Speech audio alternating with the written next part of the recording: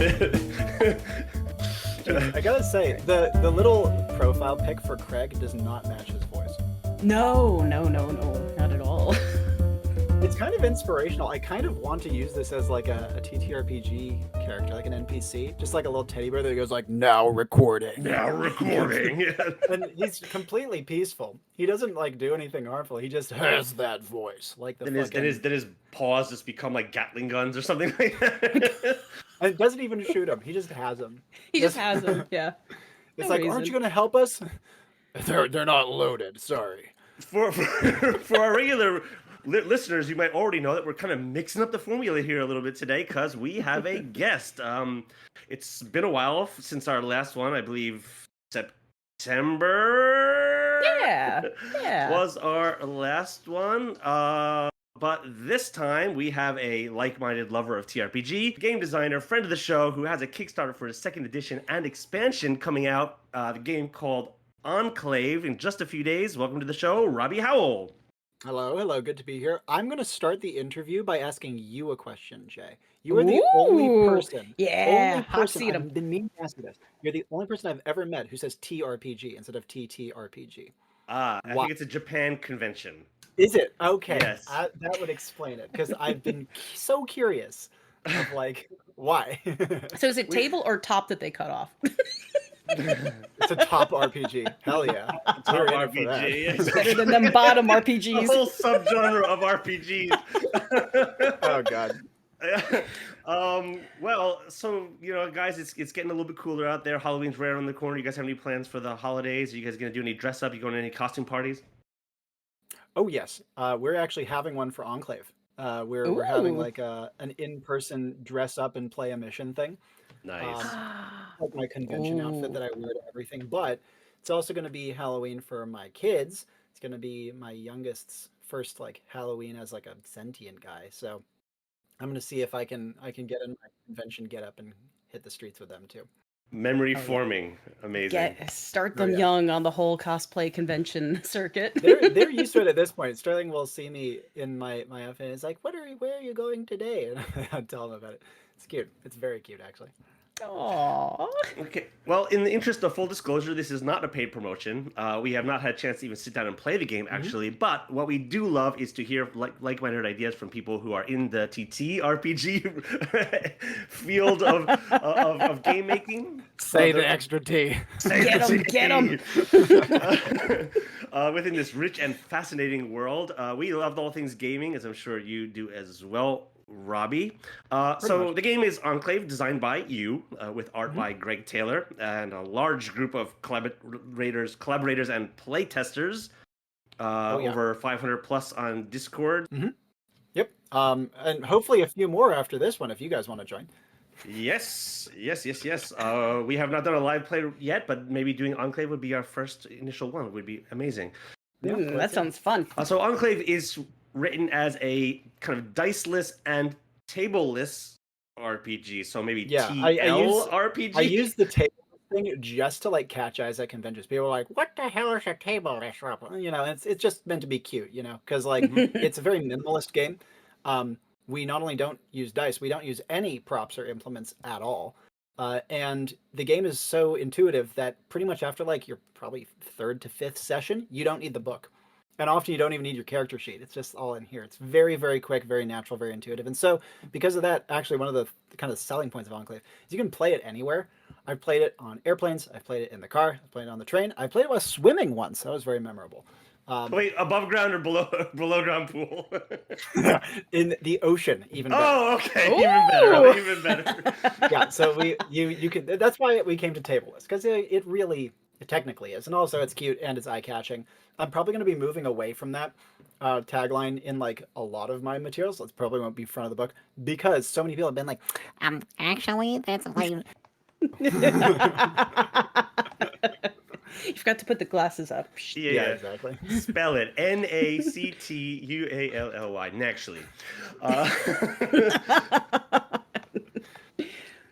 All right. So what I think we could do today is we'll start off by just talking about the world that you've created here, and then we'll get into like the game proper and like how of it's course. played.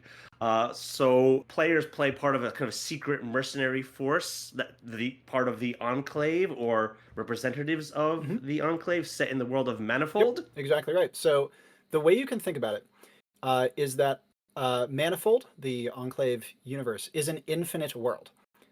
It is like the way I describe it often is like a self-contained multiverse. Um, there is no fixed tech level. There is no fixed history. There is no fixed theme. There's nothing. You bring everything to it, and there's only one constant, which is this shadowy, enigmatic, uncanny, some people say even eldritch organization at the heart of the world called the Enclave. And this is the one constant across the infinite world. And all player characters are agents in its employ, and the Enclave will deploy them out across Manifold to accomplish missions on its behalf for employers all across the infinite world. So your characters can come from any background conceivable, and you can play in any setting conceivable.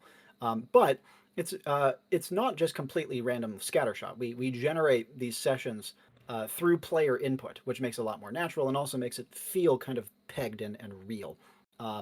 You're kind of pinning it. So you don't have like Teenage Mutant Ninja Turtles fighting against Oh, the you Care Bears, can, fighting but against. it depends on it depends on this player input. It's called the focus word system. Each player gives a single word or short phrase, and then the conduit, the host, takes all these together and uses them as inspiration to generate the session.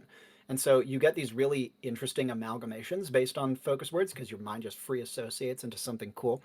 But since you're designing around the capacities of your characters, it means that party composition matters in Enclave, but it matters less than you might think.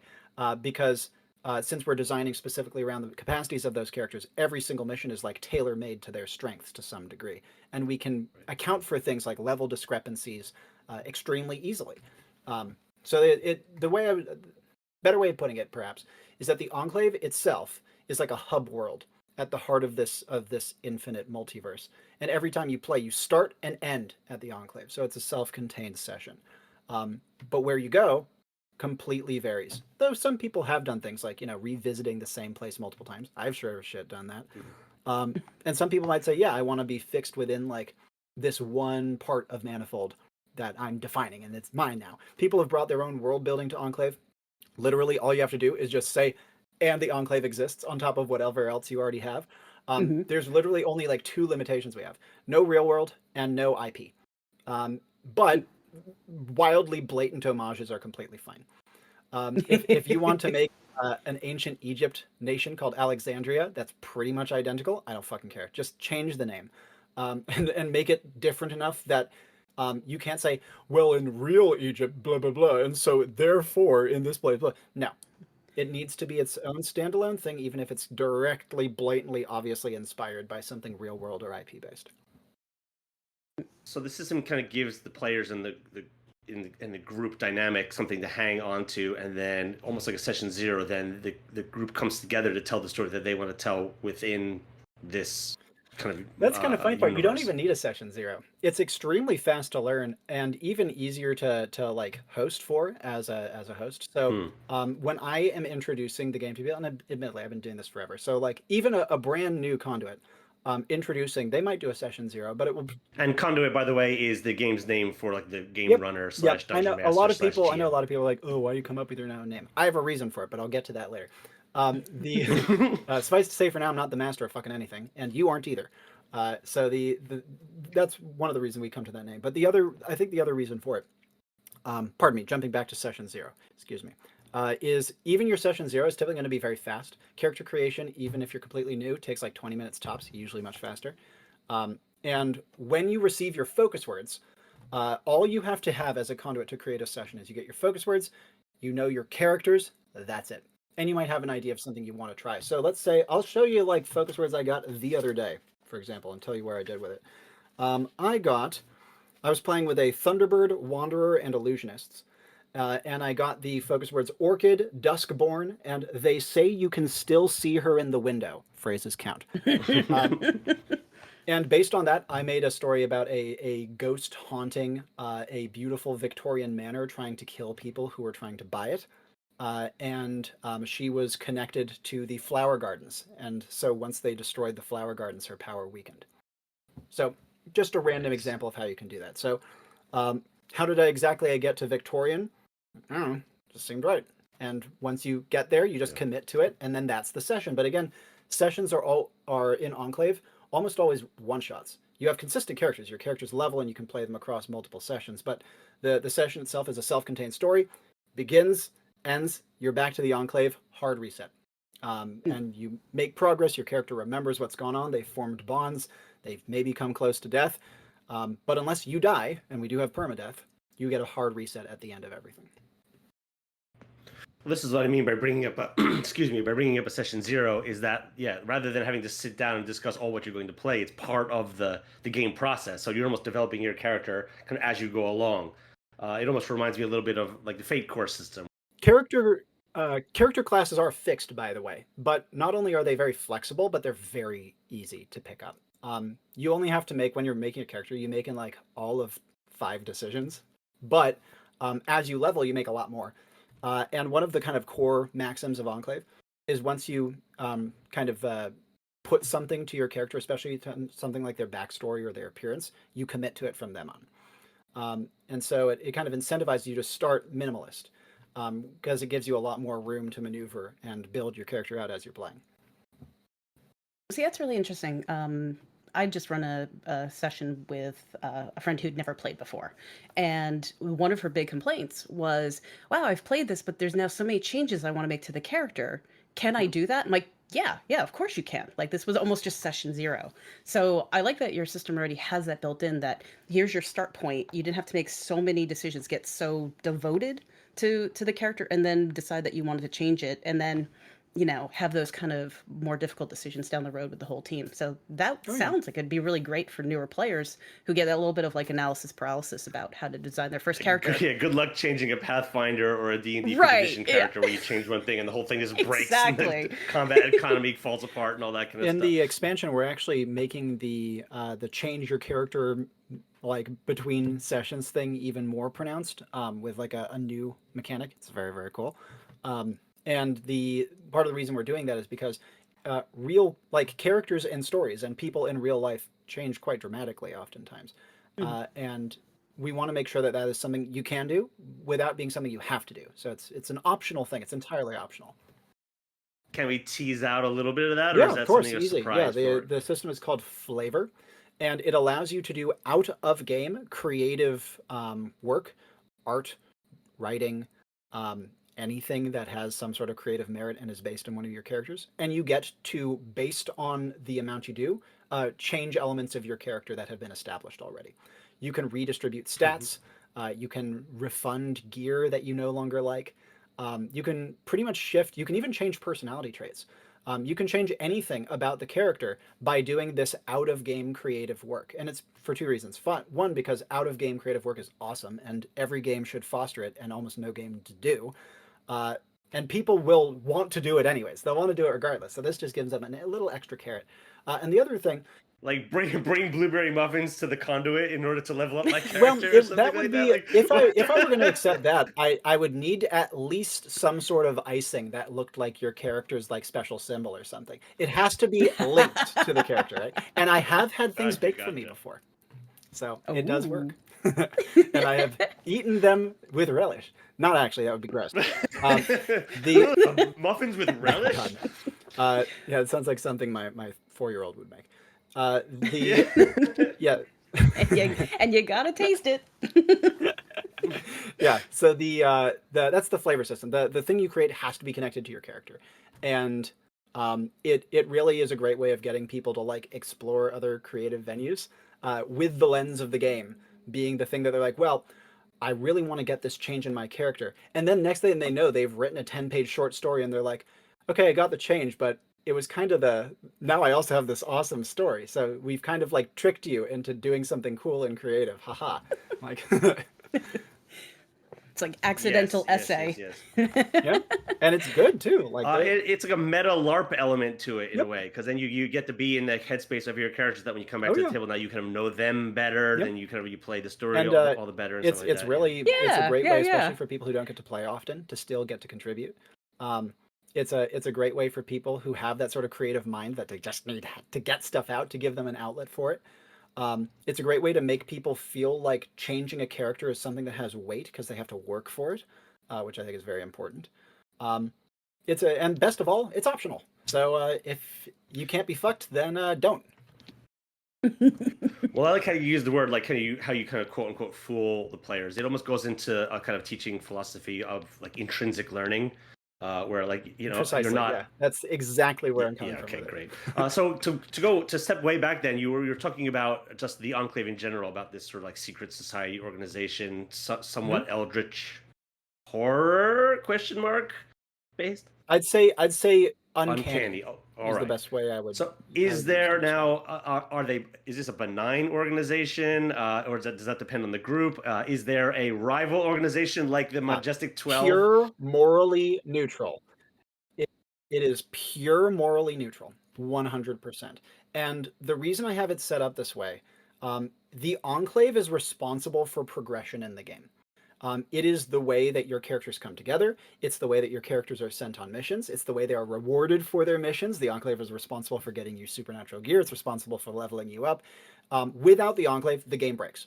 The game falls apart. None of the things that make Enclave work in terms of its structure work without this organization, which is why Without I have Starfleet or whatever. Yeah, you need to have something infallible at the core. And actually, in the expansion, when I put down some more of the expanded world building, I actually put down you can mess with pretty much anything in the entire game and it will work. Don't fuck with the Enclave. If you do, the game breaks and is no longer fun. And I know because I've seen it. And so what you can do though is if you want to say, oh, I want to make a rival organization, sure, have a rival organization take on an Enclave branch office in a single local area of Manifold. A branch office is fine. That can fucking like die. Like that can be fallible. But the Enclave itself, that core thing at the heart of the infinite world, this thing that seems to transcend all logic and reason and ability, that cannot fail. What came to mind was like the Portal game series, where it's like so Enclave is like the structure, and then immediately the player characters find themselves going through the walls and trying to break out of the Enclave and whatnot. It's like no, I kind of like the Starfleet analogy, to be honest. That's a pretty good one. And I've had a lot of people say that Enclave kind of feels like Star Trek to some degree, because it has that kind of like, episodic thing with continuous characters. There's the teleporting around because the Enclave teleports you to missions. There's no travel time. You just in and out, which is part of the reason it's so fast. Solving problems. That's or not. Yeah, exactly. There's a lot of non-combat missions. We have a number of non-combat classes, and so non-combat play is a fixture of the game. It has Star Trek has good analogies, but the difference is the Enclave itself is pure morally neutral, and you will work for bad guys at sometimes. You will be hired to be on the bad guy team. But even more common than that, my personal favorite, though this is something anyone can do whatever they want with, is having the good guy and bad guy be very difficult to define. And you're kind of stuck being like, fuck, I can really see kind of both sides of what's going on here, but I'm working for these guys, so I gotta just suck it up and do it. Because I think that's cool, and that's where a lot of good character development comes from. Though I will admit, it's very easy to get masturbatory with that.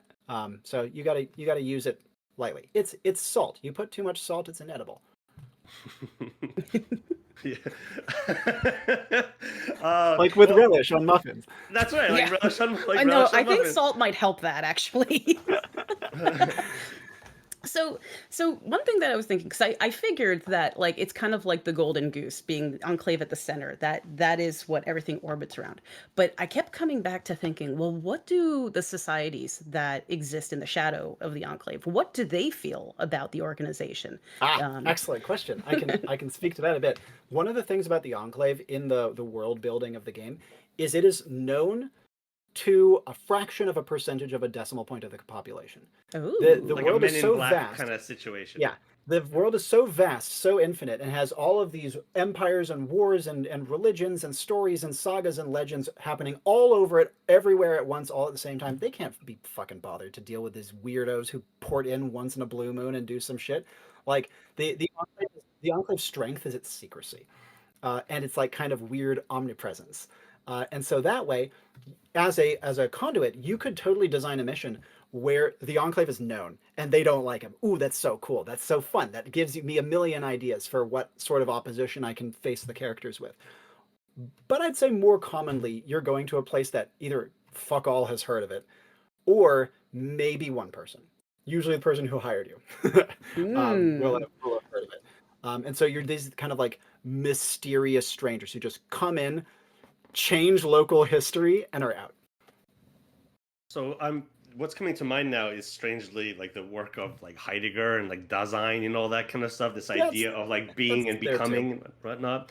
So is there like rules as written or in the module or in the second edition expansion? Is there sort of a rules for conduits to sort of like how they while the Enclave is neutral, like are there agents in the world, or then this, I guess this is table to table, who are looking to sort of like nudge like civilization to one way or the other or whatnot? I suppose that's what's central to each of the missions.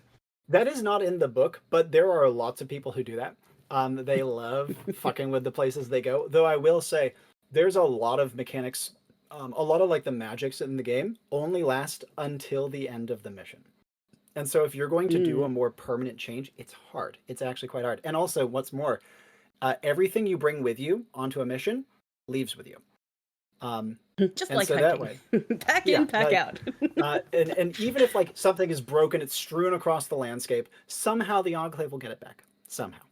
And so because of that, being like, here you go, caveman, have this portable computer.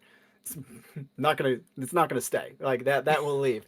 There are some exceptions. People have done things like we have there's a player created class called the Lithomancer, which is all about like earth moving. And that one has that one can wreak such changes to a landscape that those can be kind of permanent. And there's plenty of other things that you can do that are kind of permanent, but like wildly meddling in local societies is something that typically an agent will have to do between missions, because you are allowed to go anywhere you want in Manifold while off duty. That's one of the benefits of working for the Enclave. They can get you anywhere. And so if you're like, oh, I really like this setting, I want to go back. You can do it. You can do it either on another mission. You can request it from your conduit, or you can go between missions. That's a great thing for flavor. You can be like, oh yeah, I want to write flavor of my character going back and like blowing these caveman's tiny brains with my portable computer just for shits, like just for fun, or because I want to improve their life. I don't care. Do it. You're more than welcome. Drop the monolith off and start the whole 2001 story. Yeah, we've seen some really cool stuff like that actually. Our co-host left us a question to ask you, which is the following. It says some of the more fleshed out creatures in the house Gaulivok example. Yeah, Gaulivok were inspiring. He says, would you consider buildings such as like a basic bestiary for conduits as part of expansion later on in the future, or is that part of the Kickstarter that's coming up in the next couple days? That's a great question. So I'm glad he liked it. I'm very glad he liked it. The way there's a kind of, where should I start? I'll start with the easy part. When I first published the V1 of the book, the one I sent you guys, that will soon be, rendered defunct by the new one, but it still gets like 90% of the way there. Enclave. I thought I had to include precons, or no one would take it seriously. I thought that this was like such a long-standing kind of expectation of indie RPGs. You just have to do it. And funnily enough, upon polling all of the people and observing reactions to people who are out there, who have interacted with the game, people who care about precons is like under 10% in my experience. As such, the next book, V2, is going to have incredibly minimalist precon content. It might just have like one precon mission, maybe even House Goligvok again, just because I already have the art. But what I plan on doing is having an optional PDF world building supplement which is just like, here's probably 10, 12 mission settings that I've used. Here's a bunch of ideas for them. Here's a bunch of thoughts thrown out there. The reason that I really strongly would oppose a bestiary is because a huge part of Enclave is doing it yourself. And that may seem lazy, but even when you look at how people actually interface with the game, the number of people that have reported to me, out of the many hundreds at this point who have bought and played, probably over 1,000 at this point who have bought and played the game, the number who have reported to me playing any of the precons is exactly 2, and I asked both of them to do it. No one fucking cares, in summary. Or rather, it seems that the people who do care want to look at it as a set of examples rather than something to actually host.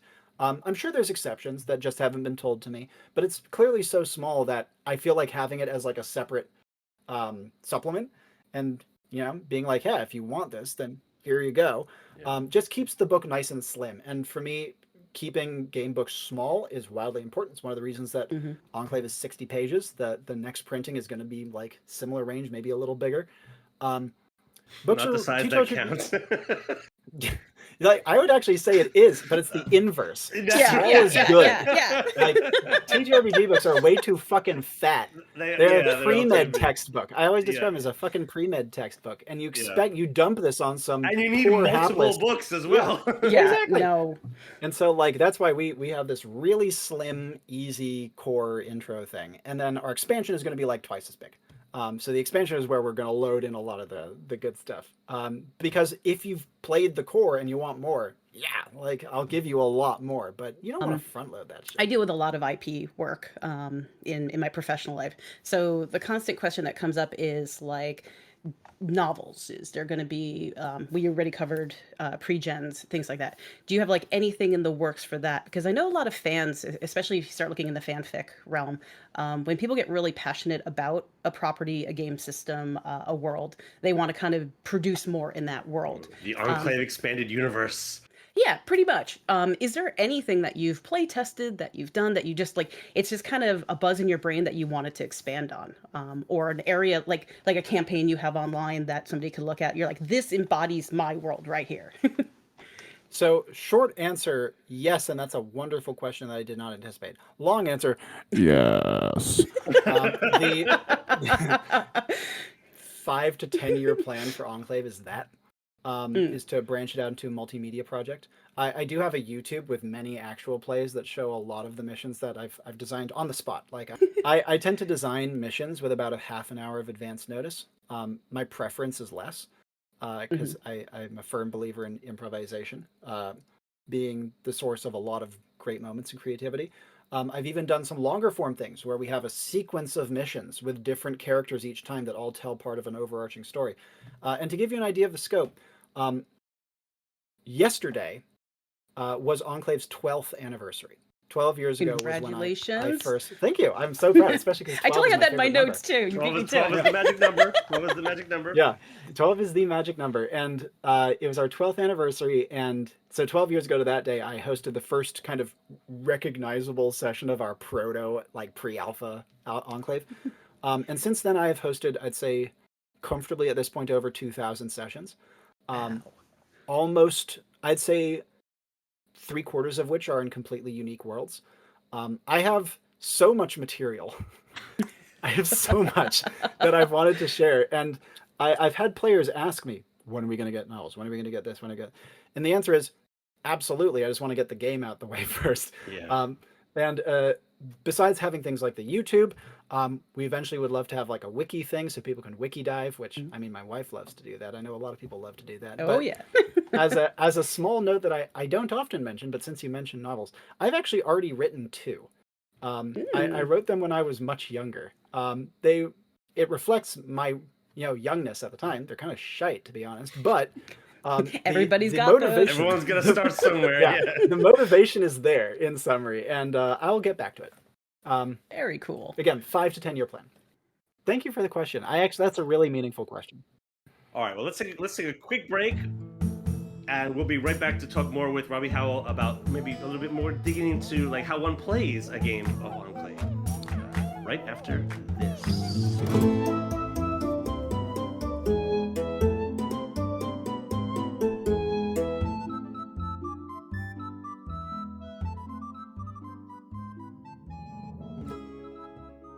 right. We're back to talk with Robby Howell more about Enclave, and I want to take this second half here to talk about the systems, and maybe even if you felt so inclined to sort of, as if we were new players at the table, like, okay, we've shown up.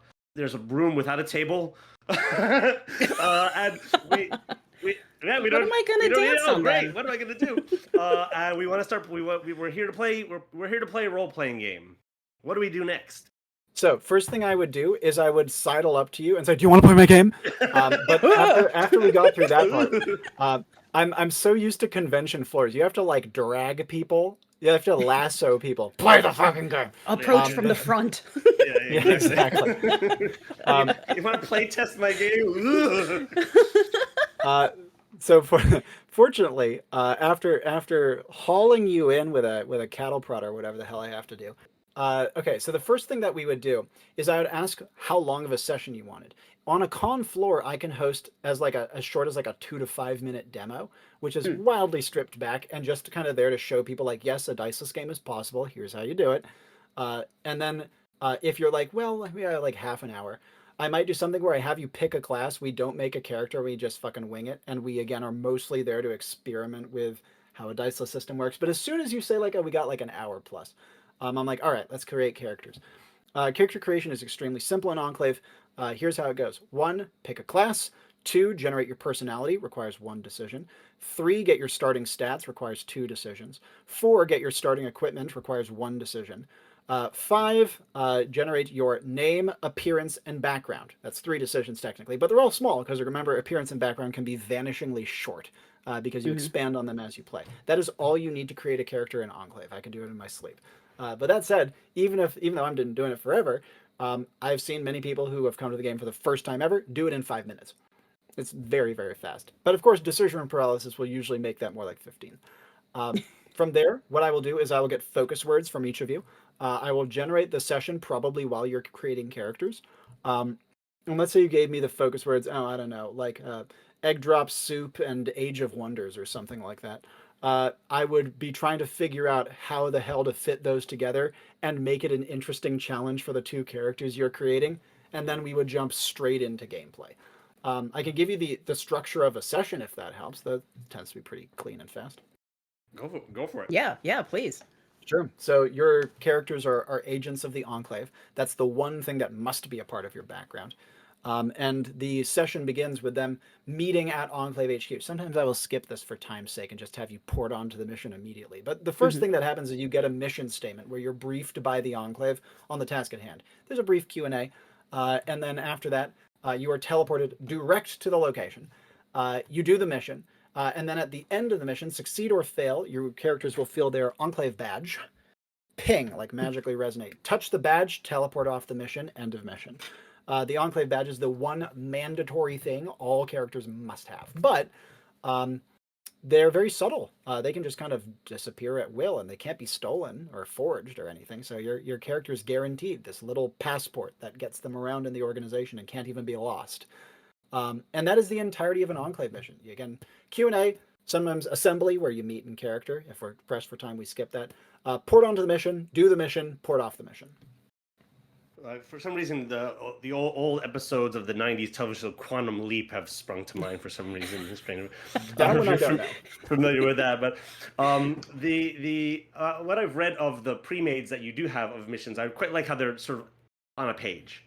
And you start off with the mission statement, and you start off with some like possible questions, and then it just goes on. So like rather than these 200 plus 300 page plus one-off session modules that you could buy, here's your mission. It's a page. Yep, and exactly. then you can expend it. I'll show you why. These are the actual notes I took for a mission the other day. Minimal notes are really nice because what you do is it gives you the conduit wiggle room. As soon as the mission starts, your players have so much more freedom than they do in just about any other tabletop role-playing game, and they will exercise that freedom. Not only that, they have more control over the plot than any other tabletop role-playing game. You're still in charge. You can still nix things, but they're going to push, and they're going to start doing things, and they're going to start being cool and coming up with ideas, and you'll say, "Why the fuck didn't I think of that?" And then you steal it. And that's the key. Yes. And that's why you take minimal notes. You come up What I tend to suggest in the book is like 10% planning, 90% improv. You give yourself a skeleton, you give yourself some major beats, some major points, and then the rest you figure out on the fly. We've talked about this on the yeah, podcast in a previous very episode important. before about how what sometimes a GM will like overplan and then therefore railroad the group to a unfun yeah. degree where it's like, no, you were supposed to go to the Goblin Cave, and they were like, no, but we wanted to follow this thread because it was quite Precisely. interesting. And, so by overplanning, you kind of do yourself a disservice. So one thing that I was definitely concerned about as I was starting to digest, your rule system, your world, and everything, was that it almost felt like you had to be a veteran player or, facilitator, things like that to really have a good time. But your focus word system really kind of like, oh, I get it, because it feels like writing prompts to me. So you don't have to, like, if you're not good at sandbox creation, like pulling things from the aether and pulling them all together really quickly, it feels like the focus words gives you just enough boundary to cling on to and then create something incredible in 5 to 15 minutes. Sure. Though I will say, if you're new, don't do 15 minutes. I've seen it happen. I've seen people pull it off before, but give yourself a day, take your time. Give yourself a week if you need it. If whatever time you need to be comfy. I just talk about the speed because I think it's a huge benefit and it's a cool thing to build towards. You know what I mean? So pardon me. So now, one thing I'm really curious about that too is, have you done, like, I know you've done live play over like the internet, but have you done this at conventions? Have you done it in front of audiences, things like that? What kind of, like, for anybody who's going to be trying the system after this, is there any kind of like, this works really well, this doesn't work really well? Like, what are your like sage wisdoms of running something like this? So there's been many times that people have been like, okay, I'm hosting my first mission. What should I do? What are the biggest takeaways and pieces of advice? One of the things I always love to do on the Discord is I like to ping all of the conduits who I know are like active and be like, give them your advice. Because everyone has great input. Everyone thinks of cool stuff. I'm not the only voice, right? And I prefer it that way. Some of the things I always talk about. First one is always the don't overplan thing. I always talk about that. My second one is keep your missions small. It's so tempting to give something grand and overarching and exciting. But remember, an Enclave mission is a one-shot. And it also tends to take a lot more time to go through actions in Enclave than in other games because people have a lot more depth. It's not just like, and then we walk to town. Now we're at town. No, what the fuck happens along the way? What do you see? What do you observe? What's going on? You can't skip that in Enclave. And if you do, that needs to be something you really carefully plan around and make sure you're not going to dash your character's agency. So what I always say is, if you're planning on setting the mission in a town, why not a village? If a village, why not a cluster of houses, like a neighborhood? If a neighborhood, why not a single house? If a house, why not a single room? Get it as small as you can so that all of the action can be nice and concentrated and can be really, really intense. Because even if you're doing the thing with like, okay, we're going to start in a tavern and bloody fucking blah, most of the action will happen in like 2 places tops, right? Yeah. And so skip all the bullshit. You can teleport people where you want them. Put them straight into the good stuff and don't make them wander and try to figure out what the fuck they're supposed to be doing unless that's the point. And don't do that except with veteran players. New players will get completely lost because Enclave is so open-ended. But with vets, it's really fun because they're like, ooh, you have something for me, you sneaky bastard. So yeah, I hate to keep doing this, but like it's a way of maybe perhaps grounding listeners with these obscure references to Starfleet and whatnot. But I'm reminded of the movie Where's the Friend's House in a strange way, right? So you've got all these big Marvel movies which are, end of the world, universe collapsing kind of storylines, but then you've got a movie called Where's the Friend's House, which is just about a kid trying to find another kid's house to bring him his homework, and it's the most like epic story ever made, ever told, because it's so simple and it's so tight and it's so small, and then because of its smallness in a way that you were able to then laser focus in on a lot of the more kind of quote unquote important details, perhaps. Sure. Maybe that's the wrong word to use here. You could totally do that as an Enclave mission, but even if you're going for something more grand and more majestic, focus on a snapshot of an overarching story. Like instead of the entire, if we're talking like The Hobbit, I'm reading my 4-year-old The Hobbit right now, it's top of mind. choose which bit you're going for. Don't get even close to the whole thing. Yeah, Are you doing yeah. just the trolls? Are you doing just Goblin Town? Are you doing just the initial foray into Smaug's lair? One piece, one little slice, and then your players will be like, "Fuck, that's cool. I think want to it's know the what troll happens moment in the next." Hobbit. Everyone kind of goes like, "Yeah, this is pretty cool story." Yeah, exactly. Yeah, like make them want more. See, now another interesting thing is that so many of the things you're saying, and it makes sense because this is like at its heart a storytelling system. And so much of what you're saying, I'm like, wow, you'd make a really good developmental editor because you're saying all the right things to like clients that I have all the time. Like, no, you're telling too broad of a story. No, get down to the street level, get to this. Oh yeah. So yeah, like you can Well, I see appreciate it. It's how very kind of you. easily this would facilitate an amazing story that isn't just like surface deep. I would argue all tabletop role-playing games are storytelling games. And I think the only Yep. people who don't think that, who are like, no, that's silly, those people should definitely look into video games. I think they'd like those a lot more. Because when a tabletop game is just simulating a video game, it's just like a die-rolling math simulator. It's just a strictly inferior video game. The thing that makes tabletop games strong and special is the human element, and the human element shines strongest through storytelling. And so I think any tabletop game that does not put storytelling first is squandering its potential.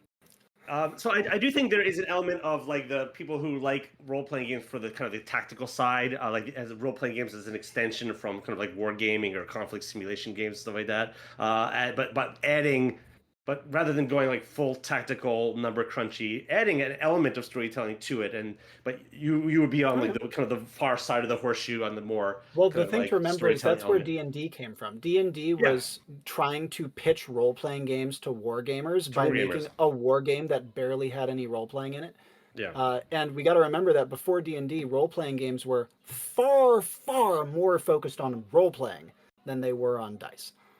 It is only D&D that cracked that system and brought it through. And that's why this was kind of a mistake on my part. When I did my first campaign, I talked about it as having an old school feel. People are like, what the fuck? This is nothing. This feels nothing like AD&D.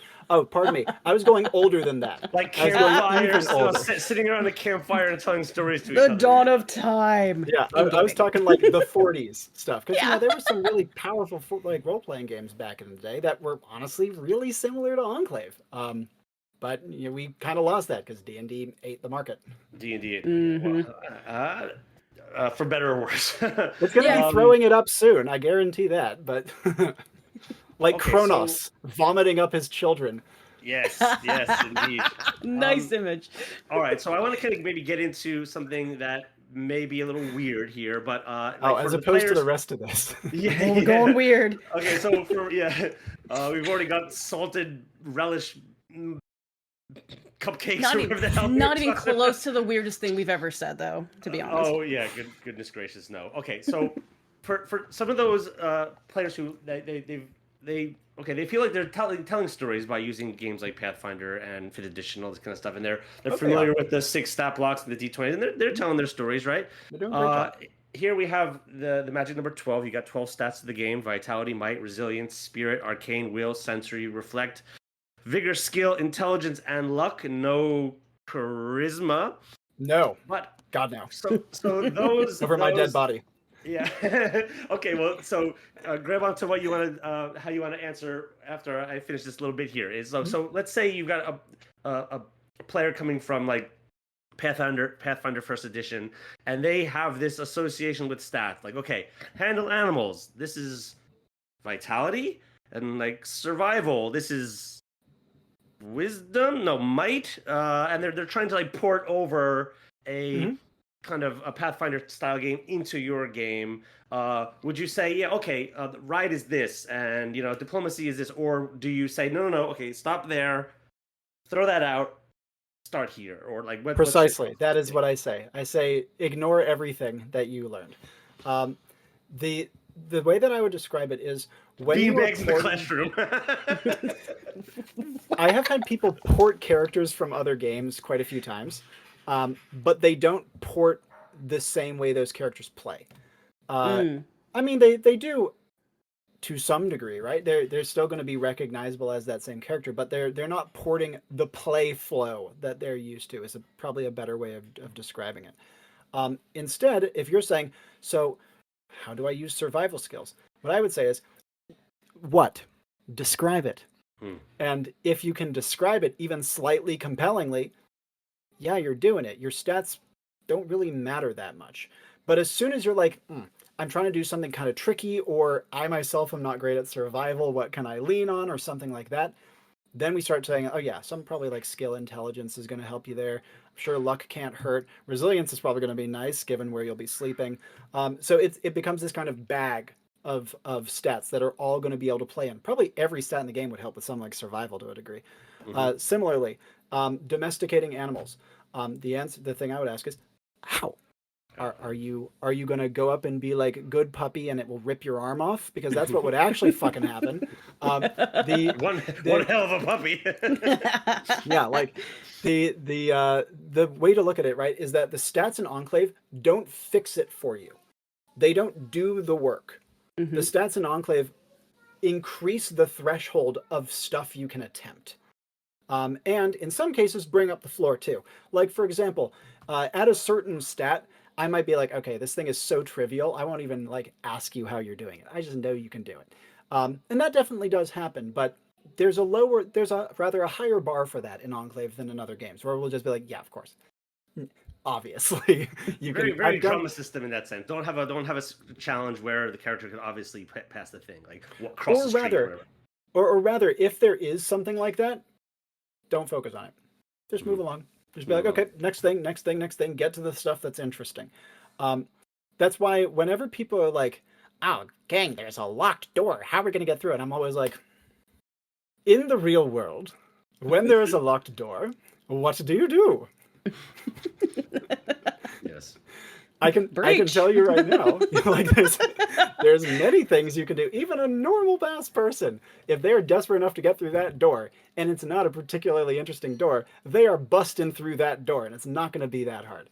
Like, so I guess the way I would say it is, the obstacles that we are used to in the TTRPG space, I think, are much less useful than holistic storytelling problems that we all can kind of approach from a more human angle. Oh, survivalism? What are the components of that? You gotta get food, you gotta get shelter, you gotta get fire. All right, let's break those down. How are you getting fire? Okay, we figured that out. How are you getting food? Oh, that's getting more complicated. What are you gonna make for that?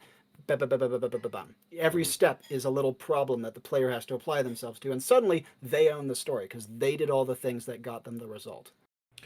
All right, great. This leads me into what I think we should do next, which is this. Yeah. So if I'm going to be a GM for like an F20 game and nobody has ever played this game before, and I just have to introduce them to the idea that you have a stat, you have a modifier, you roll the d20, you add your modifier, you've passed the number. That's the furthest thing from your system right now. But it's a way to do that without even the character sheet. I could say, okay, look, you're a pretty strong character. You've got a +2 on this roll. Make the roll. You got a +2. You have to beat a 10, and they've done it. Okay, and they could see here on the dice that I've done this thing, and then you narrate the success or failure, right?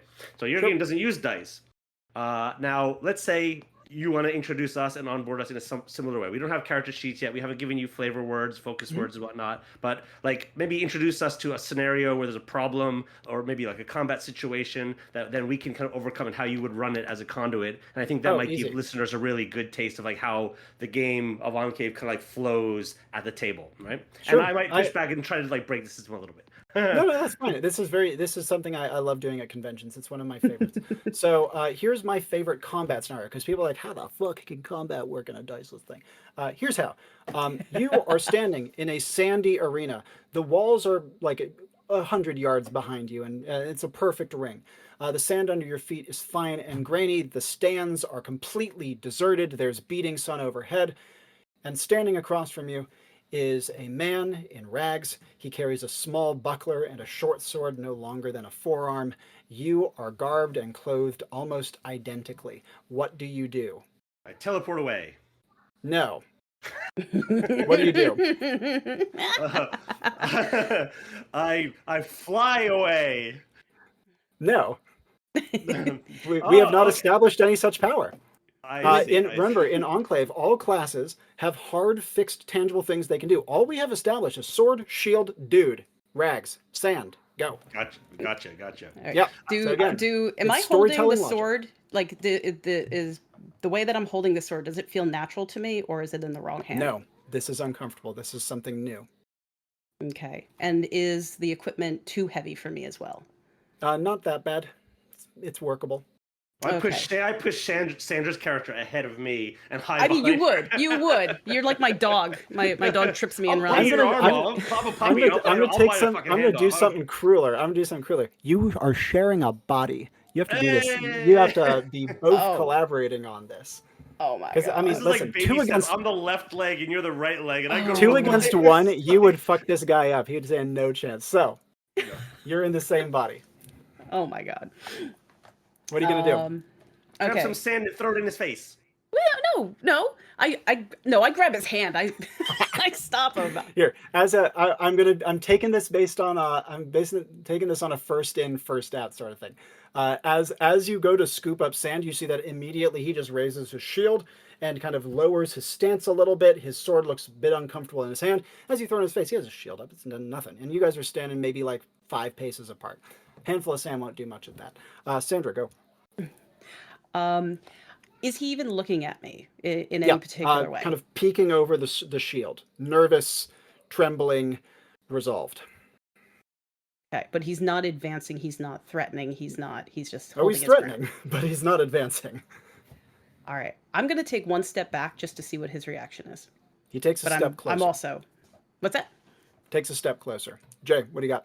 Is there a way that I can manipulate the sunlight reflecting off his shield or sword to sort of blind him in such a way? Okay. And get the upper hand. Kind of like angling your shield towards the sun.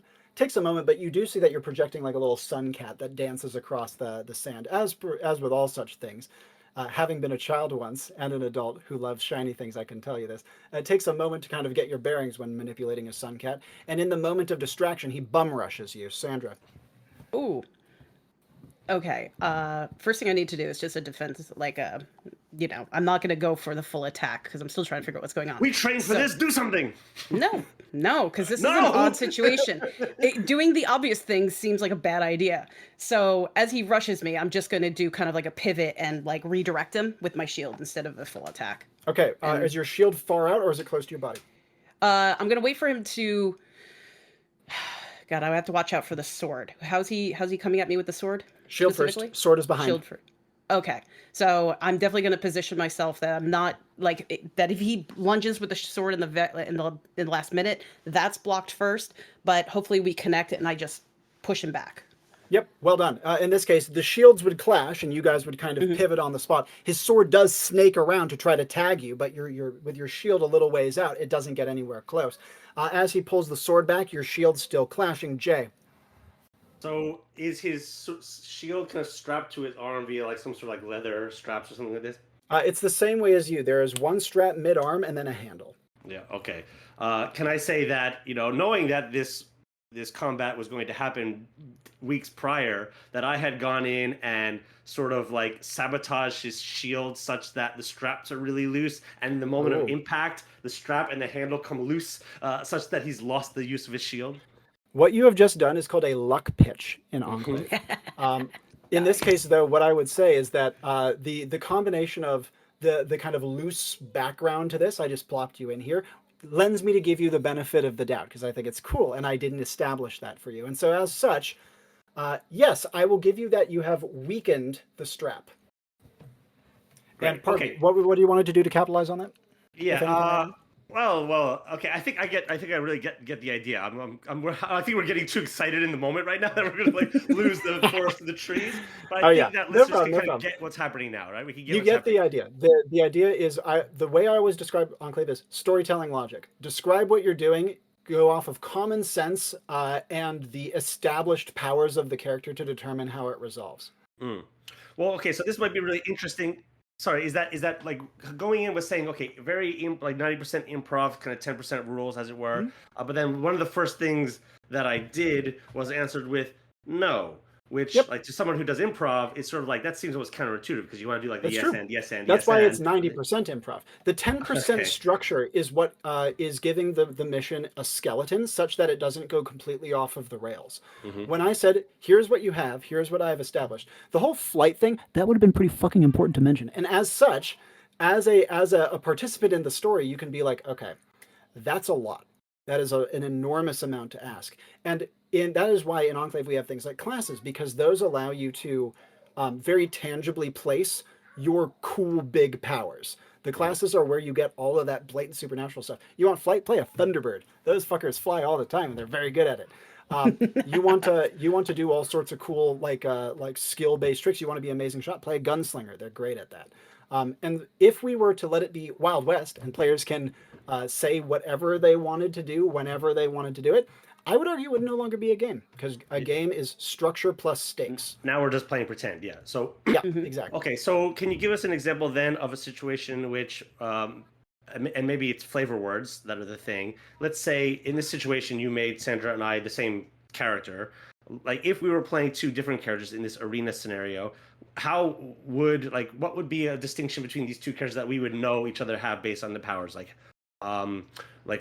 I guess I'm asking you to say, like, what are the skills within the traits of a character sheet that someone can get by looking at the rule book, but I'd like to hear from the horse's mouth, as it were. Sure. So in this arena example, you guys were classless. I just dropped you in as like a completely poor normal dude thrown to the lions effectively, and they're like, okay, fuck you, deal with it, because it was about getting a grasp of the game and getting a flow of the way actions work in combat. Yeah, you're in a dark room. What do you do? I look for a light switch. Yeah. As soon as you introduce classes, it gives way more to play with. You're suddenly like, ooh, now I can toast it, like so much of the world. Right. Okay. So using the same example, like if we were two different classes, what would be the distinction? He would be fucked.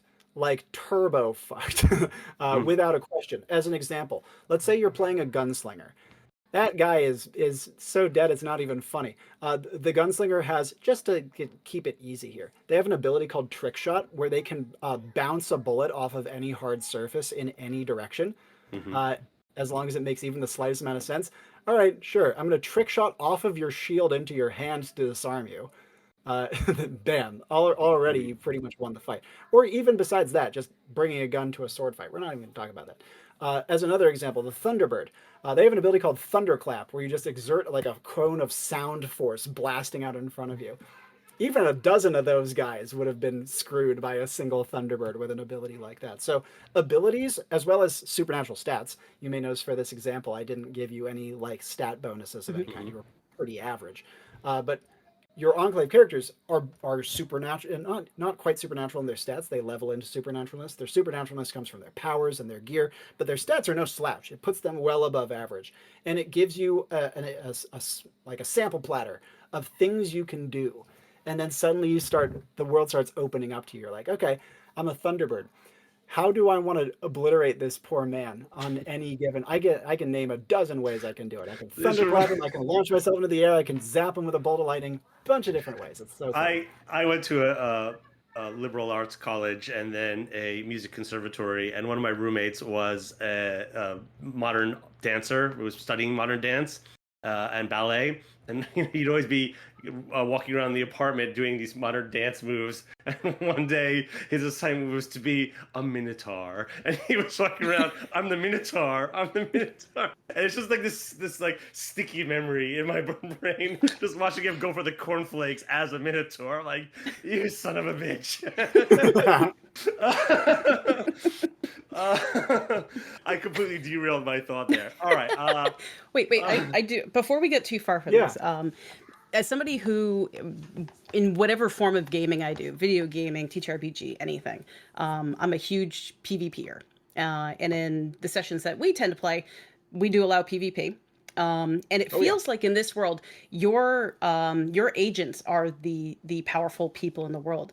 Do you allow, and allow is air quotes, do you encourage, would be probably a better word, any kind of PvP within the system? Or any kind of narratives where there's a group of agents that have gone rogue or something like that. Sure. Is that an easy thing to do if you were going to pick up the system and play? It's not only easy, it's almost inevitable unless you actively go out of your way to stop it. I will note, by the way, that agents tend to be quite powerful. They will obliterate just about any normal person. But the threats they face can often be well beyond them. And that's why Enclave is a game of teamwork. If I let each of you in that sand scenario be an actual like Enclave agent with like agent level powers, I would be throwing something much scarier and stronger at you, but it would still be achievable because agents can be very strong, especially when they work together and you outnumber something, especially. That said, uh, in terms of PvP, I think when you are looking at the game across a large selection of hosts and groups and things like that, Mhm. PvP does come up, but it's not wildly common. Okay. Say it's maybe 1 in 20 sessions for just like an average sample size. However, I've played with groups that love PvP and do it a lot. I have played with groups that ban PvP and absolutely hate it, Hmm. which I think is lame. However, we do have classes in Enclave that built into them contain the threat of PvP. An example would be in the expansion, we're adding the Berserker class. And the Berserker's marquee ability, Froth at the Mouth, throws them into a battle rage, which wildly enhances their physical capacities and makes them almost impossible to exhaust. But they will attack anything. And there have been examples where the mission becomes distract the Berserker rather than, and like, get the Berserker to kill our enemies because otherwise he will kill us. Oh, that's Um, awesome. All right, that makes me very happy. Like our second episode was about the Berserker, and we got to the conclusion that kind of Batman is sort of a Berserker in a weird way. When he's Bruce Wayne, he's sort of a normal person. When he becomes Batman, he just becomes like this wild thing that just destroys everyone. It's like, calm him down, calm him down. No, just set him loose in that direction. It's really fun. And the thing that I always think about PvP that I think is important is so long as everyone involved is okay with the possibility of it, Yeah, it's fine, 100%. And I think that even better is, or more important for me, is that PvP must always be grounded in believable character behavior. Yes. If you can establish a believable rivalry with another player character in a way that both of you buy into and both of you are excited by, but then builds and builds and builds and it blows into something amazing. Orgasm. It's amazing. However, when people force it, it is the most cringe thing in the world, and I typically don't invite them back. So that's rogue character, so I'm gonna steal from the paladin just to make them annoyed with me. It's like, well, I've never heard of that one before. All right, that's awesome. Okay, I think a lot of listeners now kind of really get a sense of like what this system and the world is all about and how to play it. We just did, and we don't have a table in front of us. But let's take another quick break, and we'll be right back to kind of get a little bit more a little bit more personal with Robby Howell here. You know, we're gonna kind of talk a little bit more ASMR style and really. Oh goodness! Yeah. Zip. No! Whoa! That is not buy-in. Excuse me, my son is downstairs. I just put a jacket on. It's just a jacket. I was just zipping up. It's getting cold. Oh, wall, like, for God's sake. Oh God. Okay, Japan we'll must be be back cold. after a quick break.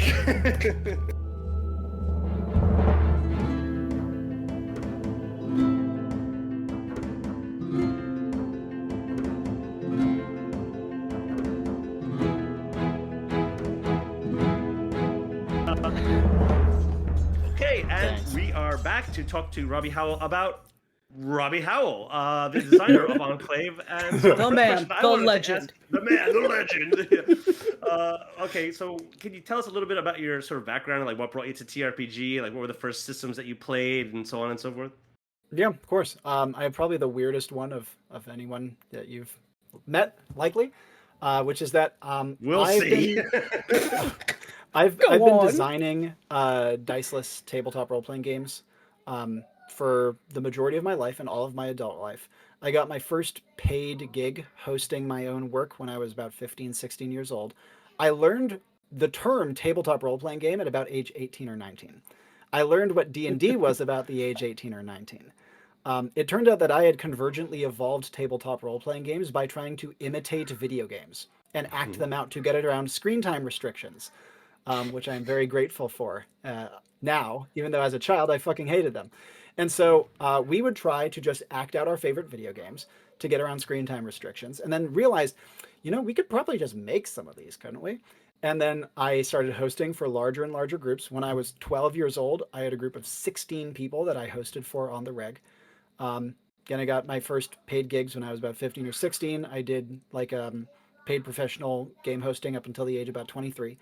And by that point, I was trying to like put myself out there into the market. I was laughed out of many a seminar, and many a round table, because diceless is very much a dirty word, and it still is, unfortunately. You walked up to the round table and you're like, you don't need this. Swipe It's right so off the light. table.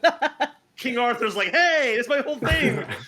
Look at this cool thing, guys. And people are like, well, that's the stupidest thing I ever heard of. Yeah. Get the fuck out of here with that shit. And I was like, what? But eventually I learned it's because there's this vast library of material that I didn't know about. Even though I learned what a TTRPG was when I was about 18, 19, I didn't really like care, because I was like, sure, but like mine stuff is kind of different, isn't it? Turns out it's very similar. We just like omit kind of the major conventions.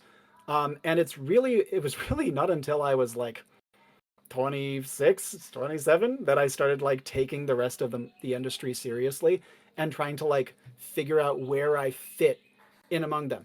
In terms of my favorite systems, yeah, I've now researched dozens of them. I've read the books for dozens of them.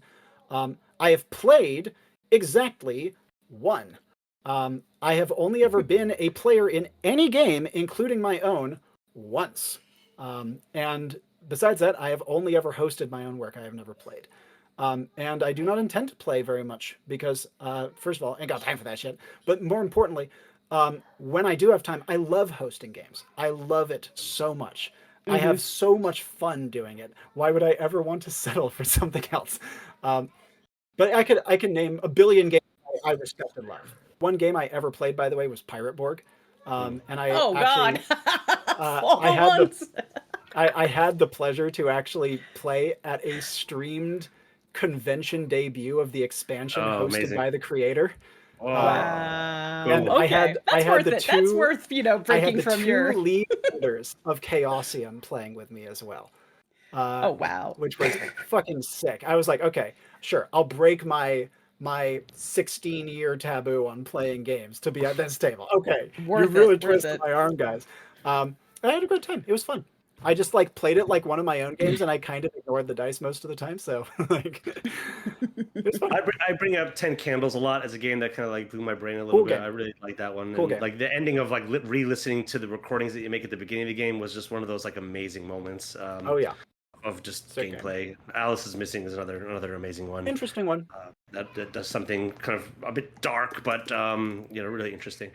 Okay, so well, before we go into our questionnaire here, Sandra, do you have a few other questions to get into it?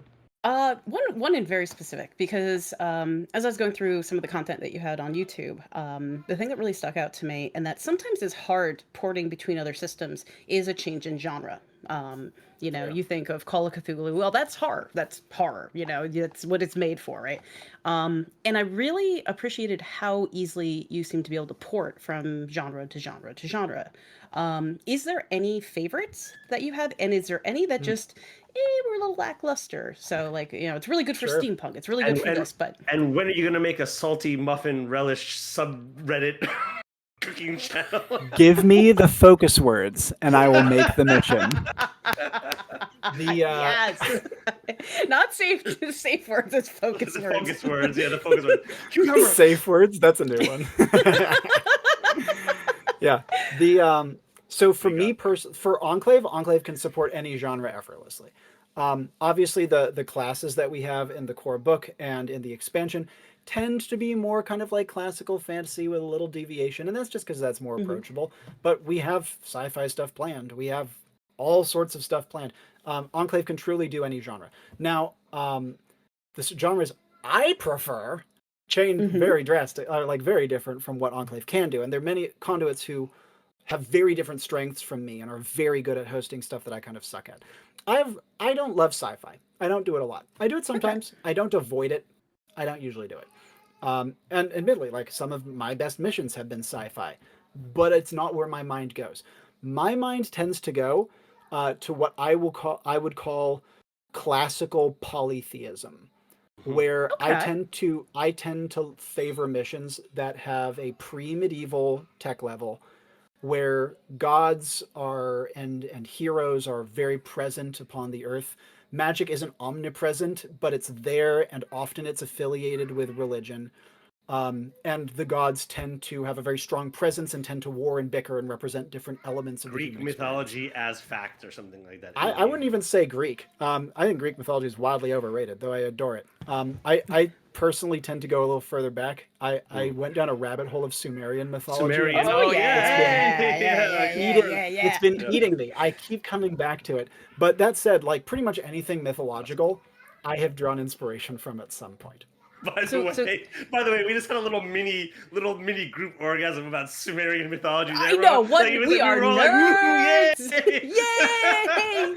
Yeah, I love it. This perfectly ported to the other pressing question I had. So before we move on to the bit of a lightning round, this also strikes me as being something that could be amazing for the alt history fans. Like, oh yes. I agree with your rule of like don't use the real world because we're not for playing a home for that. group, right? This seems awesome because you already have the built-in system of they're going to be there to change something that if left alone would have gone its own course. So Totally. have you done any kind of alternate history scenarios that you just loved? I really aggressively stick to my personal rules. No IPs, no real world, but I have known people who've done it. And I think if you were going to break that rule, that's the best way to do it.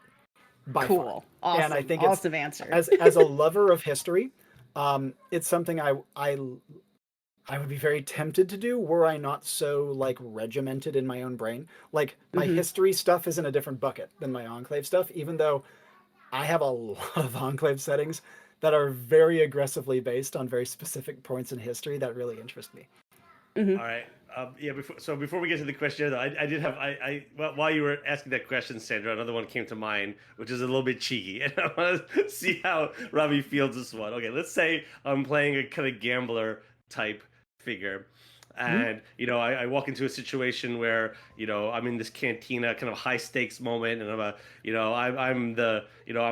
gonna get that 7, baby. You know what I mean? Papa needs a new pair of shoes, and I roll the dice.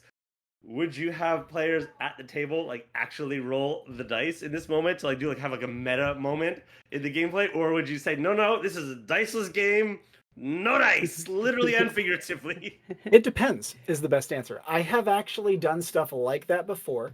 I would say as a baseline, don't do it because the plot will inform you of the correct decision once you attune yourself to it. Yeah. It also seems like it might break the flow, even though we love the idea of props and cosplays and things like that. Like to suddenly break from the convention and throw dice, probably. You need to play the game as written first. Break the rules after you understand them is the way I would say. But once you understand them, break the fuck out of those bastards. We do something, and I talk a lot about mission gimmicks. And when players hit conduits hit a certain skill level, I'll start to say, hey, you can do these weird things. You can, because you understand what it does and what it means and what the implications are. As an example, I know a bit of cardistry, and at one point, I was doing a session that involved a poker game, and I did have a deck of cards, but I stacked it, and so I got to pull exactly the card that I wanted. Yeah. As another example, though, as an example of when I've done like an honest prop-based thing, I actually do you know Liar's Dice. It's a wonderful game. It's popularized by Pirates of the Caribbean. Dead Man's Chest. It's the 4 fours. Yeah, that one. So I love that game. I've loved it since I saw that movie, and I obsessively looked up how to play it. And I did actually have a mission where one of the premises of the mission was a game of Liar's Dice at a table of 8 was being played with a magic dice set that could not be influenced by users' luck stats or other magic. And when I added that layer, we did play straight Liar's Dice, but there was a lot of other stuff going on. There was an assassination plot to foil, and people were cheating, and blah, blah, blah, blah, blah. It's like an A&M Banks kind of like player of game style, like you're playing this game that has like bigger stakes than the game itself and all this exactly, yeah. But I will say, that mission took a lot of logistics. It was a very hard mission to host, and I'd really caution people against using props and things like that until they really understand the system and know how best to break it. Awesome. Very All right, cool. well, let us move into our questionnaire then, and we're looking for kind of short answers here, and we're just Yes. gonna we'll follow the questionnaire with a kind of rapid fire one where we're looking for simple one word answers, if you could. Yeah. Okay, so this is called also known as the Proust questionnaire, which has been kind of immortalized by Inside the Actor's Studio. And let's just do it right down the list here. So first one, Robby Howell, designer of Enclave. What's your favorite word? May I quickly preface? Yes. I was asked this exact questionnaire by a friend of mine who plays Enclave not even 3 months ago, and I cannot remember my answers for fuck. And so we will see from him whether I am in any way consistent. Well, this is what makes this questionnaire brilliant because it changes based on how as people's personality changes on the day, in the feeling, in the moment they are in that interview. My favorite word though is easy. That one's been consistent for a while. It is the best hangman word of all time. It is syzygy, Syzygy. You will win any game of hangman you ever play. It is a beautiful word, and it means an alignment of celestial bodies. An eclipse is a syzygy, but obviously you can have many more. What's your least favorite word? Oh fuck! There's so many. God. God doesn't count. No. I like that word. It's a cool word. It is a cool word. Yeah. If I have such visceral reactions to words, so it's I have so many more that I dislike than that I like. I would say if I had to pick on the spur of this very moment, my least favorite word would be pecuniary. Sounds like a venereal disease. God, I hate it too. Got a bad case of the pecuniaries. Yeah, exactly. Awful word. What turns you on creatively, spiritually, or emotionally? My wife. Yeah,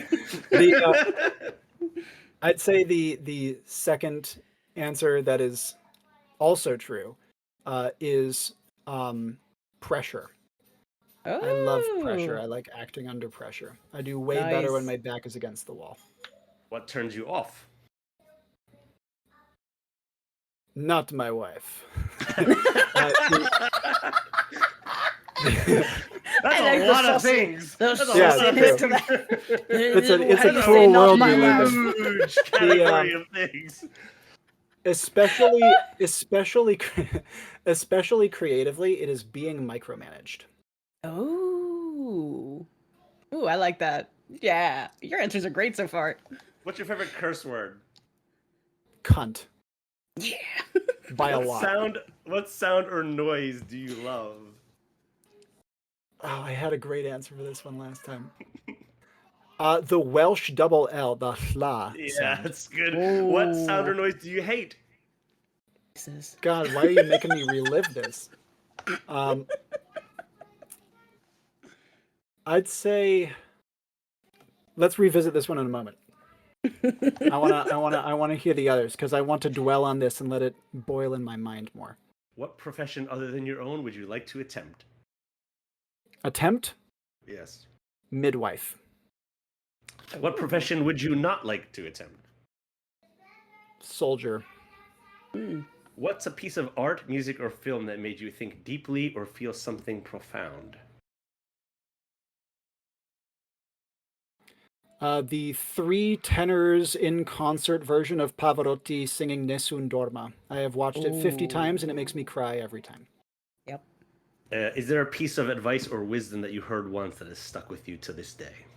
Pick up the heaviest object you can carry and carry it as long as you can. Nice. What's a common belief or rule, in quotes, that you completely disagree with? Follow your dreams. And if heaven exists, what would you like God to say when you arrive at the pearly gates?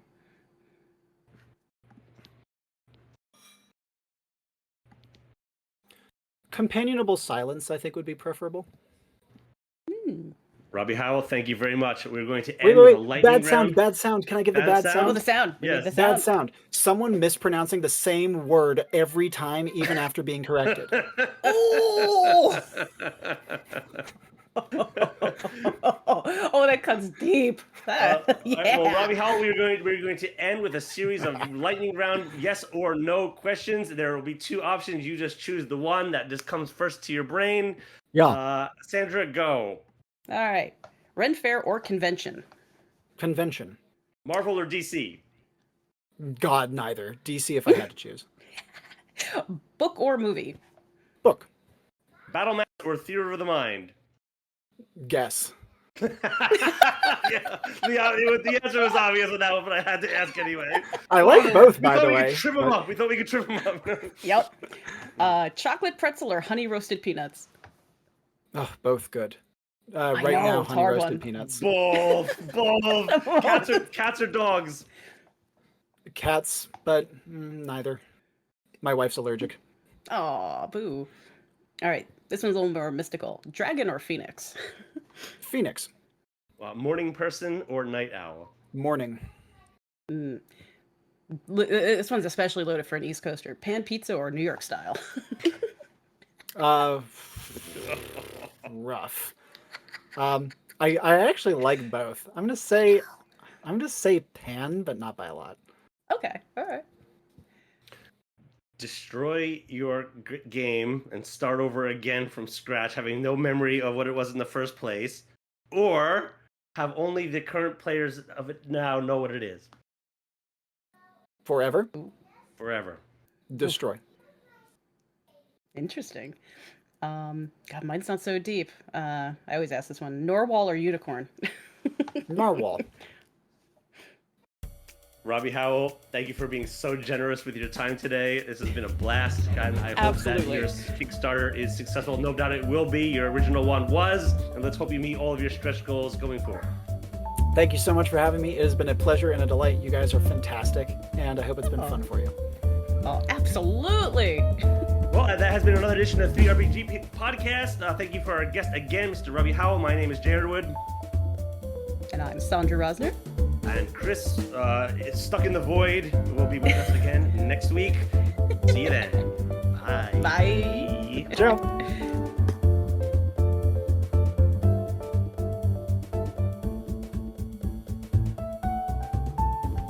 The 3RPG Podcast is produced and performed by Sandra Rosner, Chris Takasaki, and Jay Underwood. Music and audio editing, mix, and master is done by Jay Underwood, art by Chris Takasaki. If you'd like to be a guest on the show or have any questions, please email us at 3rpgpodcast@gmail.com. If you would like to support the 3RPG Podcast, please visit our Patreon or visit our website at www.3rpg.com. That is THREERPG.com.